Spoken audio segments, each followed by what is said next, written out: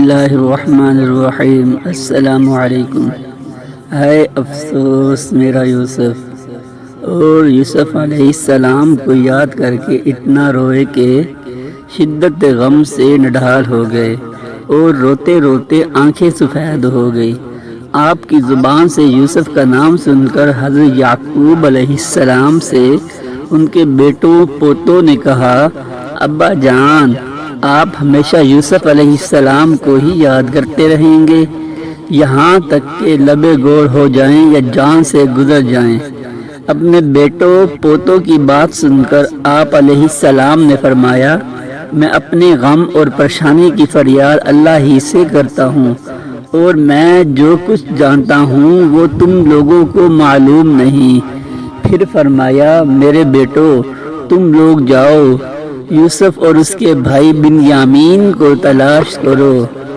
اللہ کی رحمت سے مایوس ہو جانا کافروں کا کام ہے۔ چنانچہ برادران یوسف پھر مصر کو روانہ ہوئے اور جا کر عزیز مصر سے کہا، اے عزیز مصر، ہمارے گھر والوں کو بہت بڑی مصیبت پہنچ چکی ہے۔ اپنے بھائیوں کی زبان سے گھر کی داستان سن کر حضرت یوسف علیہ السلام پر رقت طاری ہو گیا، اور آپ نے بھائیوں سے پوچھا، تم لوگوں کو یاد ہے تم لوگوں نے یوسف اور اس کے بھائی بنیامین کے ساتھ کیا سلوک کیا؟ یہ سن کر بھائیوں نے حیران ہو کر پوچھا، سچ سچ بتائیں، آپ یوسف علیہ السلام ہیں؟ آپ علیہ السلام نے فرمایا، ہاں، میں ہی یوسف ہوں اور بنیامین میرا بھائی ہے۔ اللہ تعالیٰ نے ہم پر بڑا فضل و احسان کیا ہے۔ یہ سن کر بھائیوں نے نہایت شرمندگی اور لجاجت کے ساتھ کہنا شروع کیا کہ بے شک ہم لوگ واقعی بڑے خطا کار ہیں، اور اللہ تعالیٰ نے آپ کو ہم پر بڑی فضیلت بخشی۔ بھائیوں کی شرمندگی اور لجاجت سے متاثر ہو کر آپ علیہ السلام کا دل بھر آیا۔ آپ نے فرمایا، آج میں تم لوگوں کو ملامت نہیں کروں گا، جاؤ، میں نے سب کچھ معاف کر دیا، اللہ تعالیٰ تم کو معاف فرمائے۔ اب تم لوگ یہ میرا کرتا لے جاؤ اور ابا جان کے چہرے پہ ڈال دو، یہ ان کی آنکھوں میں روشنی آ جائے گی۔ پھر تم سب گھر والوں کو ساتھ لے کر مصر چلے جاؤ۔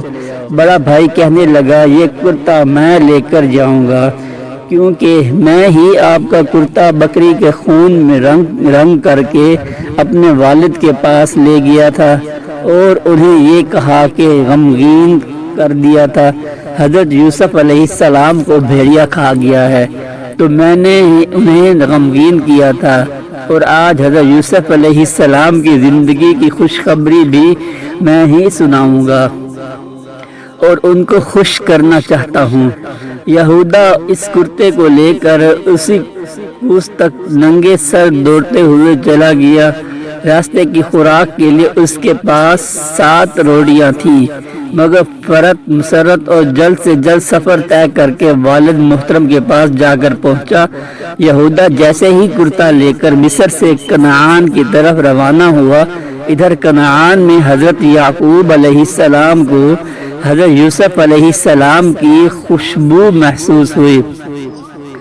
آپ علیہ السلام نے اپنے پوتوں سے فرمایا، انی لأجد ریح یوسف لولا ان تفندون۔ سورۃ یوسف آیت نمبر 94 میں ہے، اگر تم مجھے یہ نہ کہو کہ بوڑھا سٹیا گیا ہے تو مجھے تو یوسف کی خوشبو آ رہی ہے۔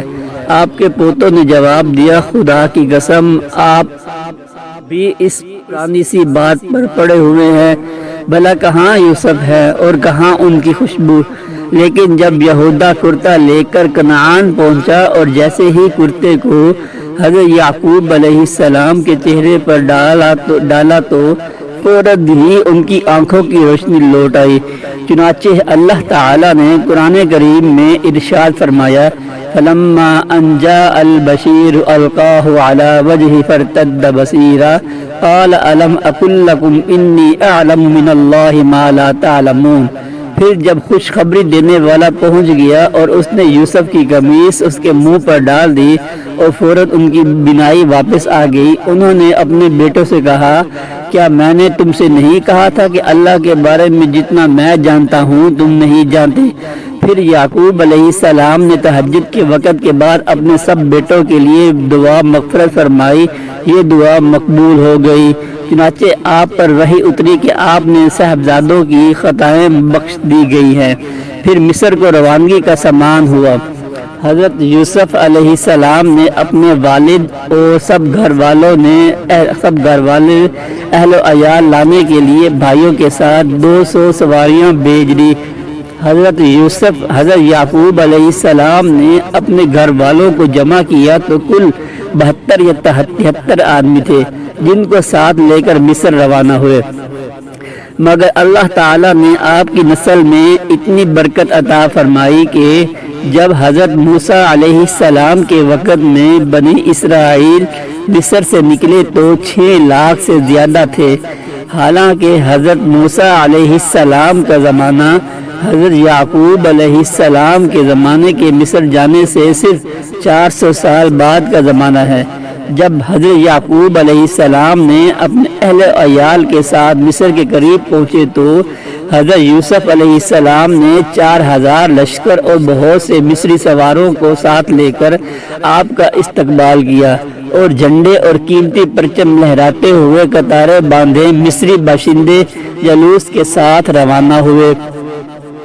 حضرت یعقوب علیہ السلام نے اپنے فرزند یہودا کو کہا، یہ فرعون مصر کا لشکر ہے؟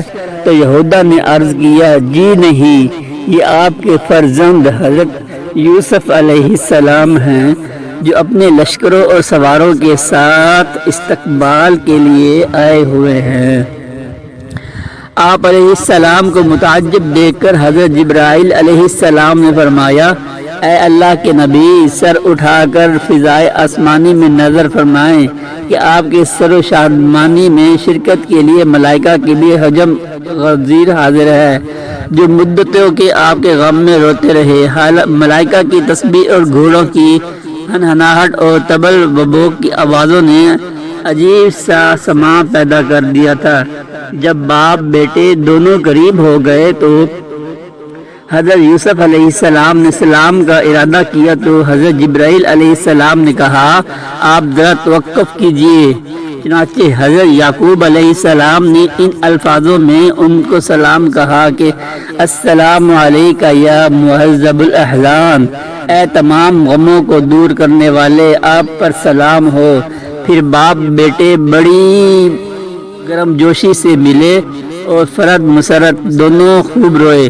حضرت یوسف علیہ السلام نے سہارا دے کر اپنے والد محترم کو تخت شاہی پر بٹھایا اور آپ کے ارد گرد 11 بھائی اور آپ کی والدہ بیٹھ گئی اور سب کے سب حضرت یوسف علیہ السلام کے سامنے سجدے میں گر پڑے۔